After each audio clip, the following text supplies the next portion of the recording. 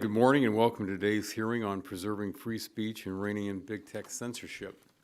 I'd like to begin this hearing with a simple statement: free speech is the cornerstone of democracy.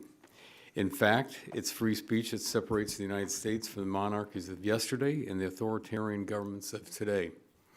When we discuss the importance of free speech in the 21st century, it's impossible to ignore the large-scale online platforms from which our ideas are shared and heard most frequently, social media. For better or worse, social media has fundamentally changed the way we communicate.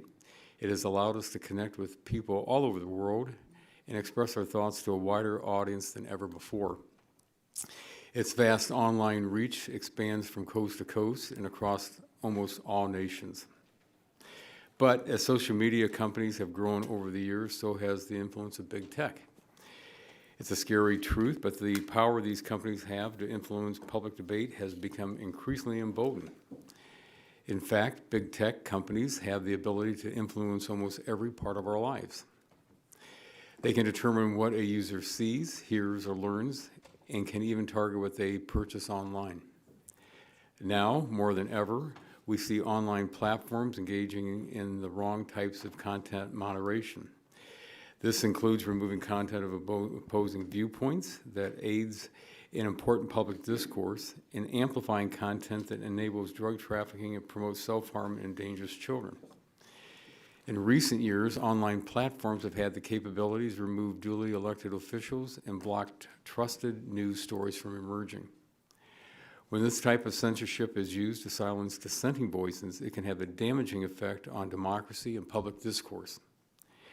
At the dawn of the Internet, Section 230 of the Communications Decency Act provided vital protections for Internet startups to engage in content moderation and removal without fear of being sued for content posted by their users.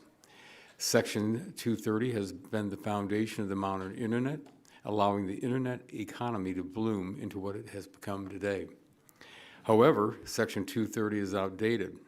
The law was enacted in 1996 when print newspapers were delivered to nearly every household and before the creation of social media and the explosion of online content. It has been interpreted by the courts to provide a blanket liability shield to all online platforms. As a result, it lacks the nuance needed to hold today's digital world accountable, especially as the power of AI-backed algorithms continue to evolve. Big tech's role in directing and amplifying the type of content that is served to users is becoming increasingly apparent. While all tech companies should strive to uphold American values in their content moderation practices, not all tech companies face the same challenges. For instance, small businesses still need the protection of Section 230 to grow into vibrant members of the e-commerce community and to compete with the big tech community companies like Google and Facebook. Small online businesses deserve the same benefit of protection that big tech companies received when they first started out. But as they grow, so does their responsibility to protect our kids and all their users across America. As this subcommittee continues to consider Section 2 reform legislation, we must strike a delicate balance. For too long, big tech platforms have acted like publishers instead of platforms for free speech and open dialogue, so they must be treated as such. I look forward to hearing from our witnesses and working with our colleagues to reform Section 230 so we can hold big tech accountable and preserve Americans' freedom of speech. I thank you all for being here today.